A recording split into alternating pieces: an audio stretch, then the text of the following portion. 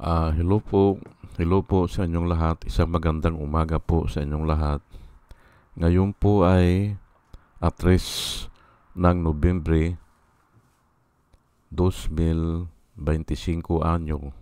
At ang oras po ngayon dito sa Los Angeles, California ay alas 6:37 ng umaga. Araw po ngayon ng Lunes at nais ko po mag-vlog, mga kababayan, mga minamahal, patungkol po dito sa Iglesia ni Cristo mag-rally daw para pababain si Marcos. Ang dami na po na nagbablog patungkol dito. Pero wala pang confirmation. Pero umuugong na po ang balita. At ang kahapon tinignan ko, sasama daw ang KOJC at ang JIL, Jesus is Lord, at saka yung Kingdom of Jesus Christ na si Kibuloy nga ang may tatag niyan, di ba? Itinatag ni Kibuloy, at ito naman Jesus is Lord ay itinatag naman ni A.D. Villanueva. Ayan po, magsasama daw tatlong malalaking relihiyon ay magsasama daw at mag-rally, probably 15 to 18 daw at para pababain na si Bongbong Marcos. Ngayon ay okay, wala pang official announcement dyan o hindi nila kino-confirm, pero umuugong po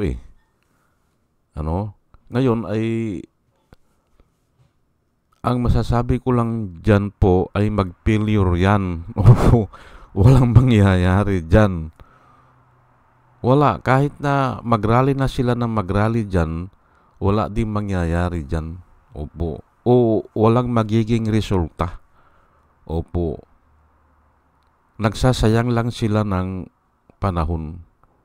Aywan ko lang kung binabayaran sila dyan. Pero kahit may bayad dyan, ay lugi din sila dyan. Lugi kasi mapapahiya lang sila Opo.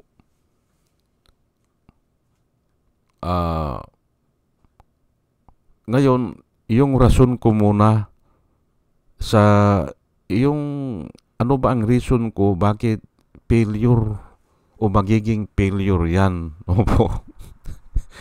Napakasimple lang po niyan Si Marcos, 6 na taon po yan wala sa gobyerno.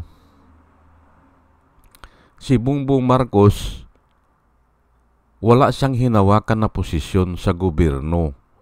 6 na taon po yan. Nung naging presidente si Duterte, ay nire-request niya, alam ko yan nire-request niya na gawin siyang Agriculture Secretary.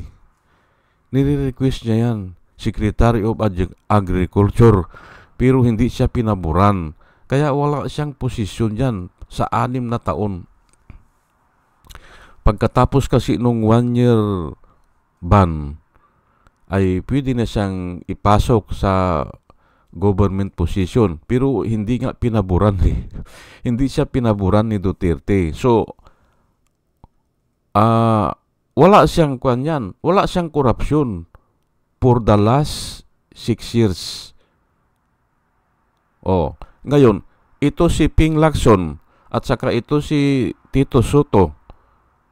Huminto po ito Huminto ito ng 3 taon. Dahil nga doon sa term limits. May term limit po kasi sila Pag nakadalawa na, hinto ng 3 taon. Kaya, malamang mahirap din nilang hanapan ng corruption itong dalawa. Ito si Ping Lacson at saka si Tito Soto. Kasi nga huminto ng 3 taon yan Anong ikakaso nila dyan? Ngayon, kung hahalongkatin naman nila yung nakaraan pa ay Duterte rin naman yun eh. Oh. At mahihirapan sila. Opo. Kasi nga huminto eh. At lalo na ito si Bam Aquino at saka si Kiko Pangilinan. Natalo po yan eh. Natalo. Kaya hindi ko alam kung 6 years o ilang taon sila na nahinto yan eh. Pero malamang 6 years din yan. 6 years.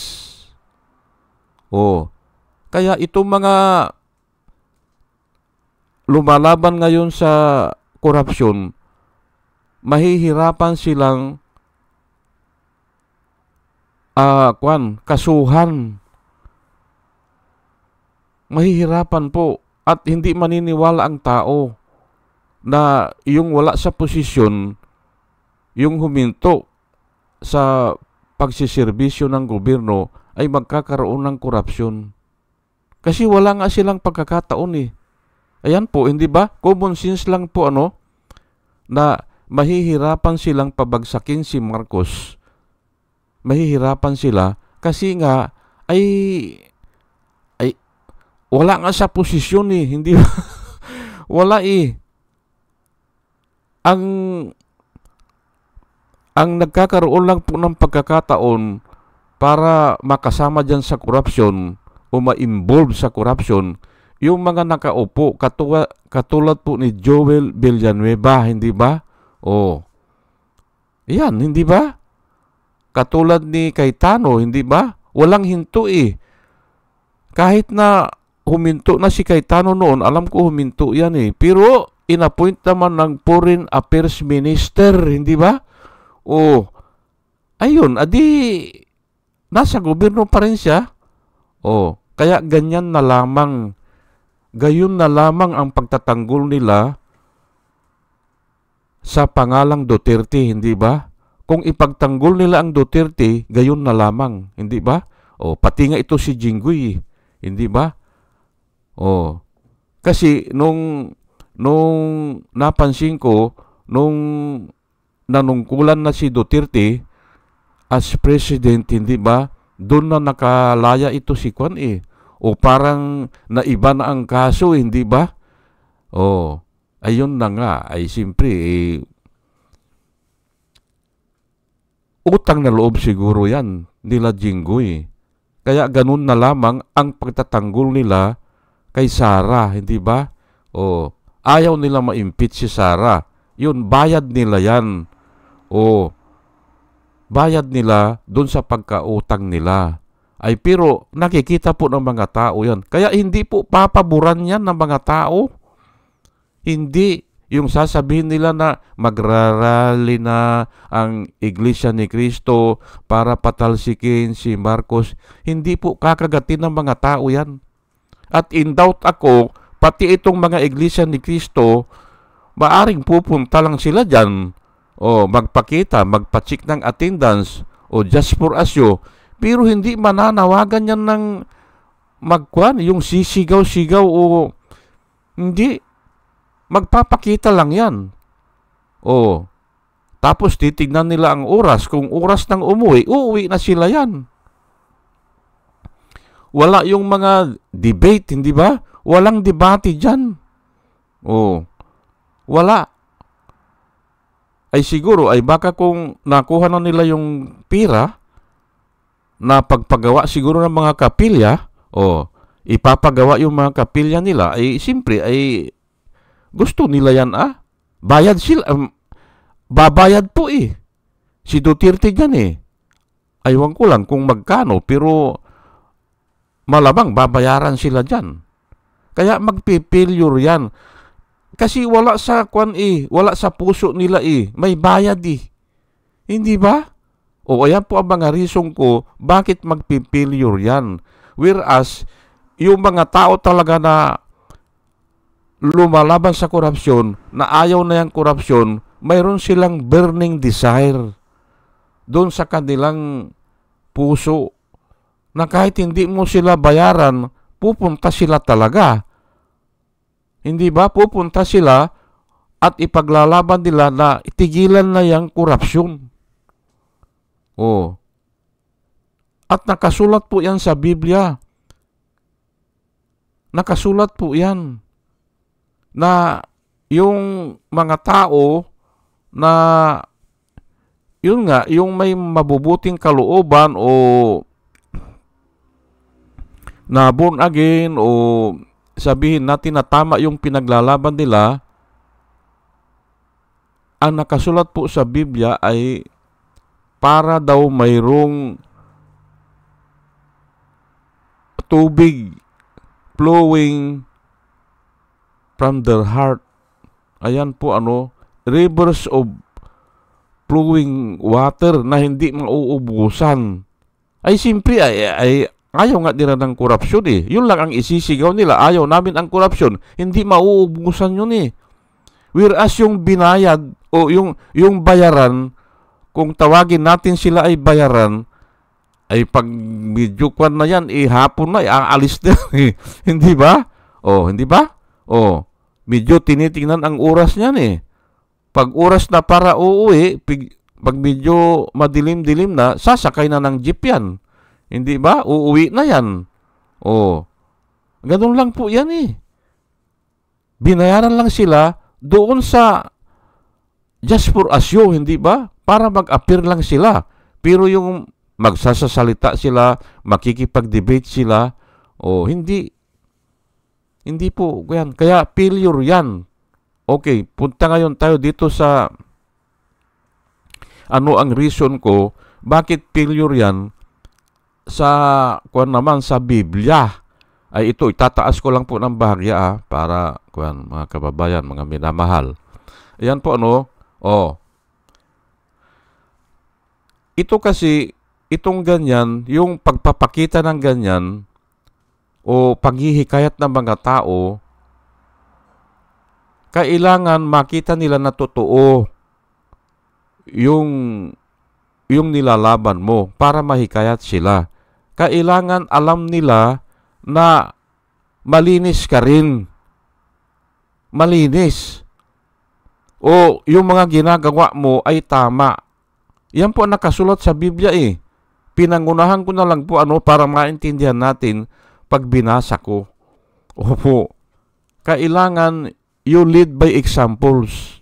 Yan po kailangan makita nila na talagang totoo ka. Lumalabang ka talaga sa korupsyon. Yan po Okay. 1 Peter chapter 3 verse 1. Although na ito ay para sa mga asawa o sa wives, pinili ko ito kasi nga without a word, sabi niya, you can convince your husband without a word by your good works. Yan po ang nakasulat dyan. Wives, sabi nila, kung gusto mong baguhin ang asawa mo, ipakita mo sa pamamagitan ng iyong gawa.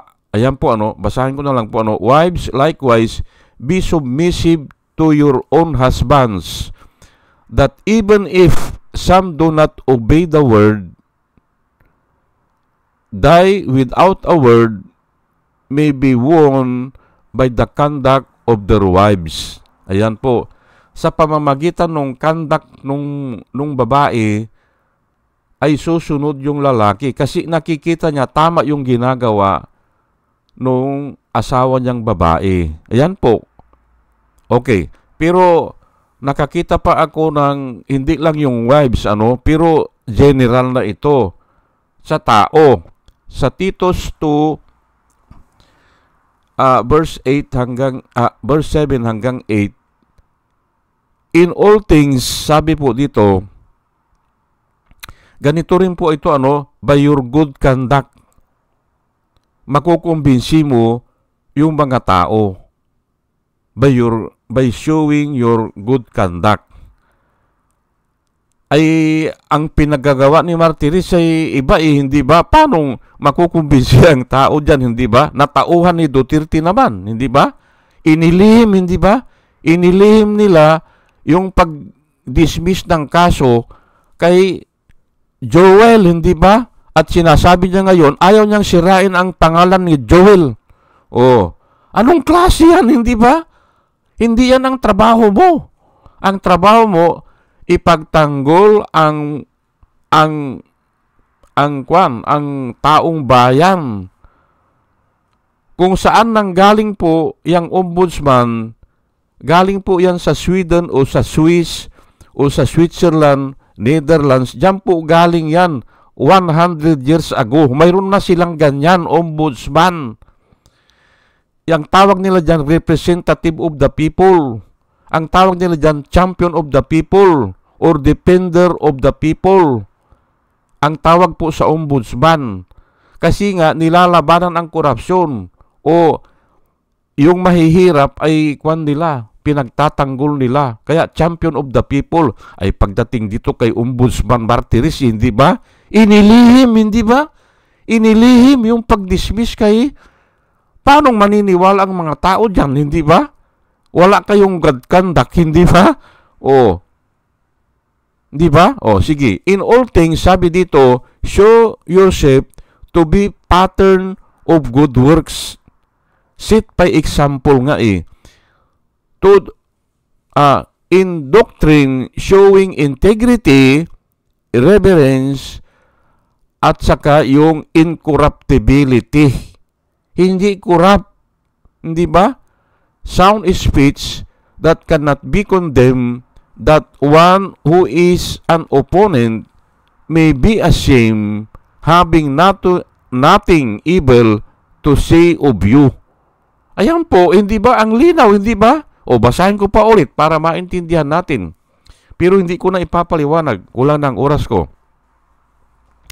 In all things, showing yourself to be a pattern of good works. Yan po ang sinasabi ng Biblia para makakumbinsi ka, no?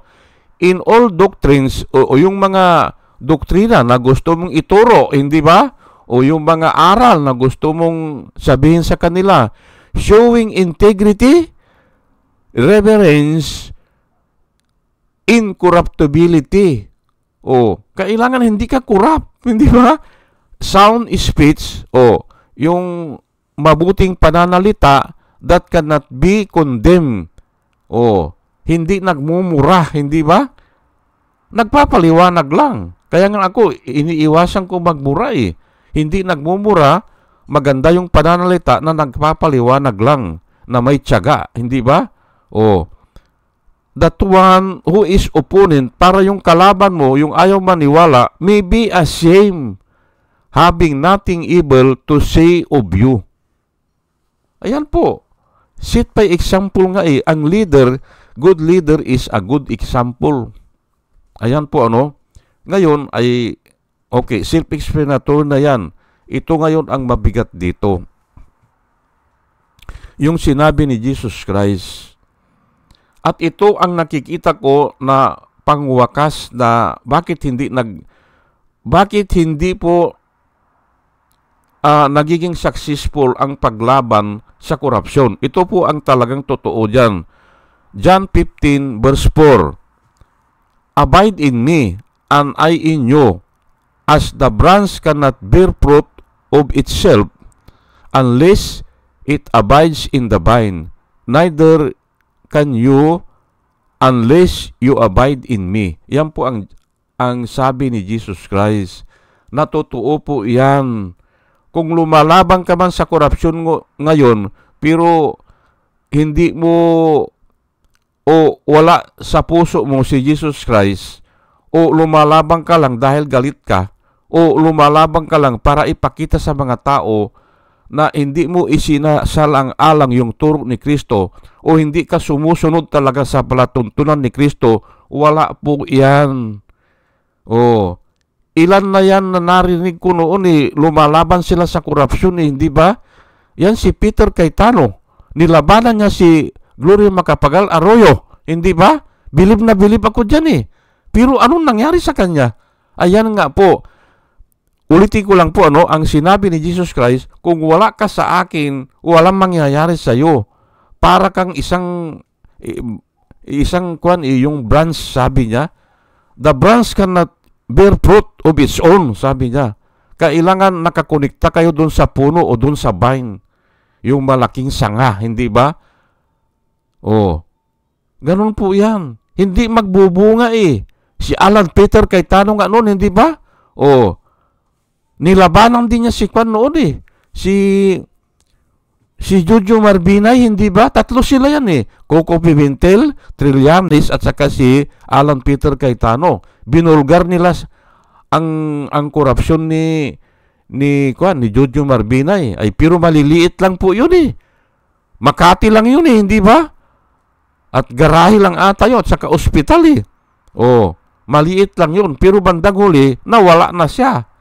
Ang lumalaban na lang si Trillanes, iniwan nila. Yung pala, ang gusto lang nila, siraan si Jojo Marbinay. Marami nagsisiron para manalo si Duterte.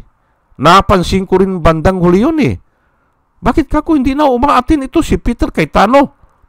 Ayan nga, ulitin ko lang ang sabi ni Jesus Christ, abide in me and I in you. As the branch cannot bear fruit of its own unless it abides in the vine, neither you can, sabi niya, unless you abide in me. Ayan po. Yan ang kulang sa atin.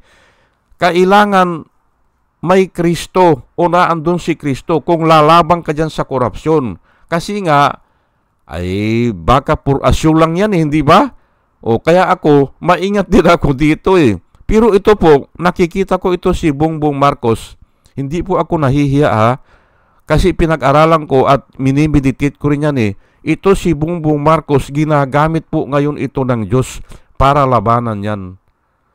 At in doubt ako, kung si Leni ang nanalo noong, kung si Leni ang nanalo, in doubt ako kung malabanan niya ang Duterte. Hindi. Kaya siguro nanalo ito si Bongbong Marcos kasi siya lang ang nakikita ko na pwedeng lumaban. Opo. Yan po ang nakikita ko, Kaya nga, nakikita rin palagay ko ng ibang tao yan eh. Kasi, nakikita ko dun sa mga comments nila na yun nga, ipagtatanggol nila si Bongbong Marcos. Ay, ako rin, ipagtatanggol ko kasi nakikita ko na ginagamit siya ng Diyos.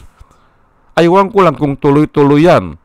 Pero, ay hintayin na lang natin, hintayin na lang natin. Pero nga, ay ito ang sabi ko dito, unless na nakakonekta ka kay Jesus Christ, hindi ka magsasucceed. Baka kung uperang ka lang ng malaki-laki dyan, hindi ba? Hindi ako tumatanggap ng sohol, pero pag inilagay na doon sa drawer mo nga, sa drawer mo na ihulog ay wala na, isasara mo na yung drawer mo, hindi ba? Ganun eh.